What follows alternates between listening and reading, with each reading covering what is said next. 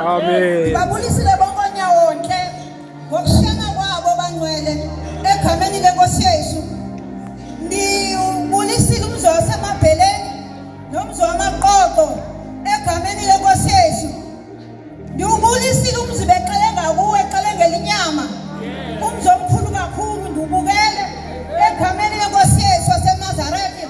Futhi umzo ophathe sinayo ophathe sinayo maKristu egameni lenkosi yethu. Amen. Abantu ngithethe kahle sendaba nesini ngenxa yokuguga. Amen. Ngimele ke ibandla. Ngimele ibandla. Ndingokamasoka.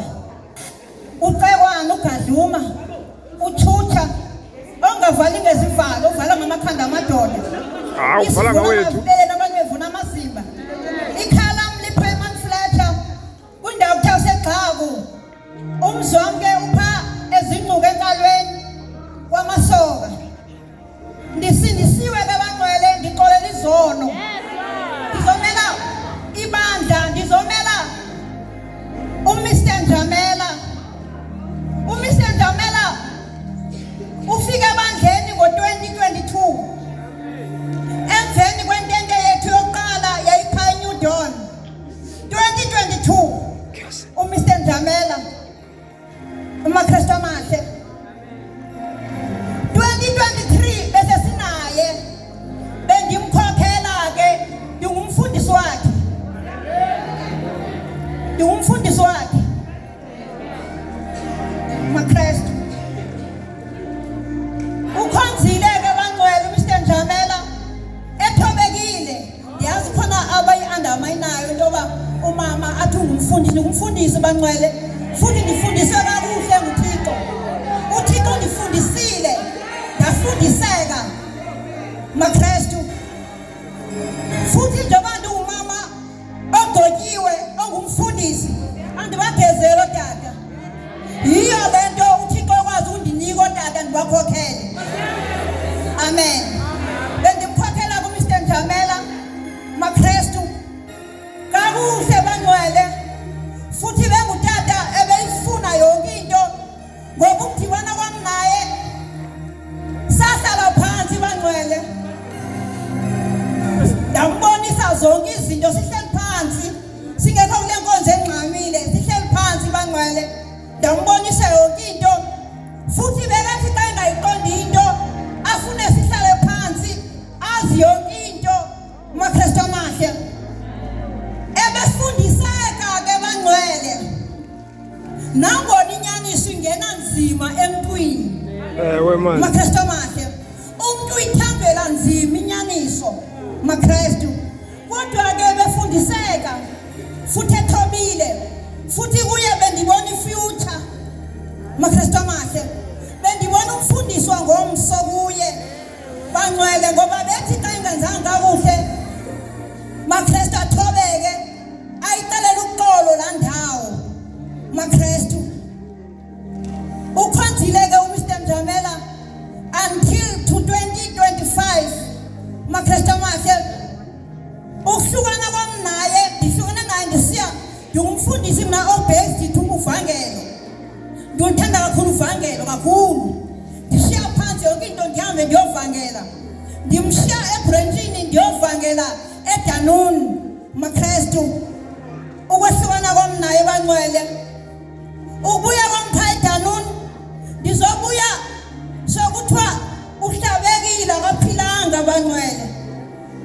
Akhange ke bangcwele ngifumane lethuba lokuba ndike ndiyofika kuye esibhedlele ngoba ulaliswe namhlanje.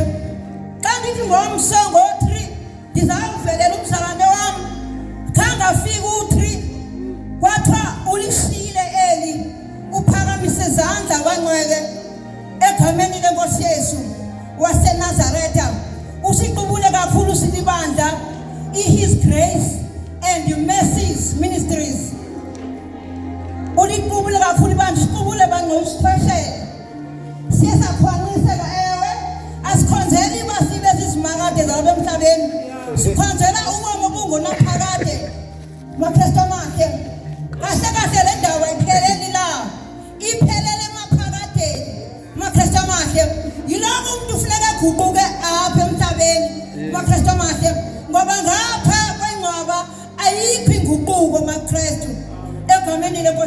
eseNazaretha. Hayi ke bangcwele xa sifumana ichance yokuba sihambe siyothandaza naye esibhedlele. Uyoshiya bangcwele. Ndiyaqonda ke baKristu ukuthi ewe ngendava buhlungu kangakuba ngendalinda. Njengoko noYesu amlilelayo uLazaro. Endalila bangcwele kodwa ngidendilila qonda uNkulunkulu. Yini umntaka Njamela benze kakuhle. MaKristu phinde ndaqola MaKristu amahle ngoba wonke umuntu uzawuhamba futhi sizawuhamba ngokuhamba lithizwe lenkosi lithi sizohamba ngendlela ifanayo MaKristu amahle uhambile yena lento ishiyeke nathi thina abantu abangekahambi egameni lenkosi Yesu ke bangcwele siyakhokhelwa ke njengoba umfundisi nje bangcwele ndigqotyiwe siyakhokhelwa utata omde kakhulu kwabanye otata utata waphansikisiki MaKristu utata uNoya sikhokhelwa nguye MaKristu amahle ngumfundisi wakhe mna nguye ngithumayo athi hambe eHarare hambe eMamasiperi hambe eFisandi mfundisi MaKristu xa ndingenzanga kakuhle andiconfront mfundisi ayenziwa ngohlobo imvu MaKristu amahle siyakhokhelwa ke utata uBishop uTim Geu ukhona ke bangcwele phakathi kwethu hayi kodwa ke nakazuthetha uphakamise unyana amen Masibulele ke kubandla into amagquba mna uNdlovu Isibongo Malunga ekhalise ngqamakho kwaMkhiva ndiva lento emva kweChristmas xa sisiya kweNew Year phofu ikholi ingena ndihlangula umuntu oswelekayo ndivela ugawula amahlahla obuhlanti ilanga liyatshisa xa ndiqala uthi ndiyafika ekhaya sitsho isikhalo apha emva kwasekhaya ndibaleke ndikrobe kuthiwa nakubhuti esweleka apha emva kwendlu xa ndifika tyhini le ndoda idonsa umxhelo ndifunqule ke ndize naye apha endlini ndizoyifaka endlini bese ndisithi kwendlala isiphonje ndithe xa ndiyibeka yabe igqibile ndayicima amehlo ke kufa ulitshaba adesi luphi na uloyiso lwakho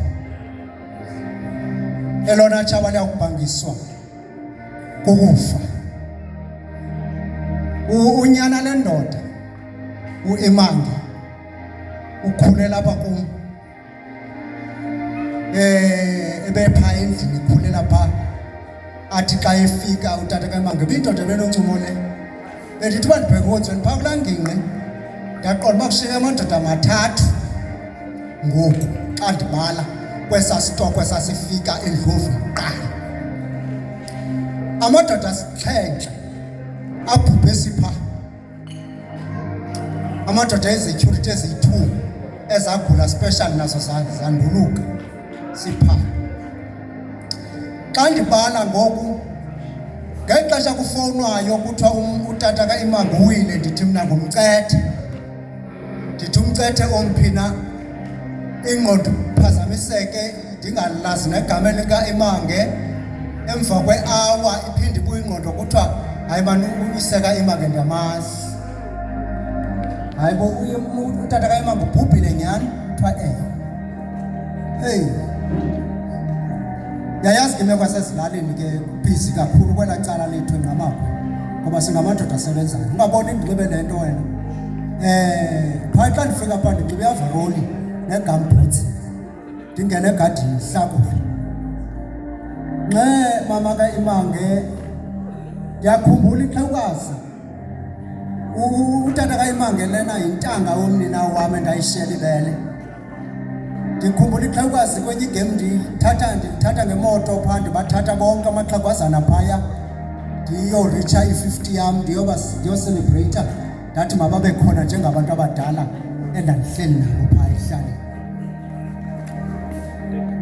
xesini mani mama lithi izwi likaThixo iintlungu zakaloku nje asinakufanekiswa nobuqaqawuli obukuseza utshile ibindoda bethi sozuliva ilizwi lale ndoda ebethi xa ndiphuma ndibheke enkonzweni ibindim ke umuntu ixesha elinintsi ebekhonza kulaa ngingqi bendithi xa ndiphuma ke la madoda angoomelwane bam ekhona athi uzusibeke bawundlovu ndithi ndizawunibeka nizayozilanda nini bathi hayi sizayozithatha ndithi uba indoda iyashota nangebhatyi ndingayiboleka ngoba zinintsi ndive ebuhlungu ke kodwa ke umke into endivuyisileyo umke enosana ngaphakathi lithi singathixo kulona umzimba silangazeleni kwembathiswa xa ithe yachithwa le indlu sinesakhiwo esingathwanga ngazandla itemporary lityotyombe eli elidilikana nini na kodwa ikhona isubsidi esiya kuyo ayizungena nabani na noba ezi niyanyotywa niyanyoba ukuze ningene kwezi subsidi kodwa leya kunyotywa linye isango qha inkosi nisikelele Amen. siyabulela kukamfundisi njengomhlobo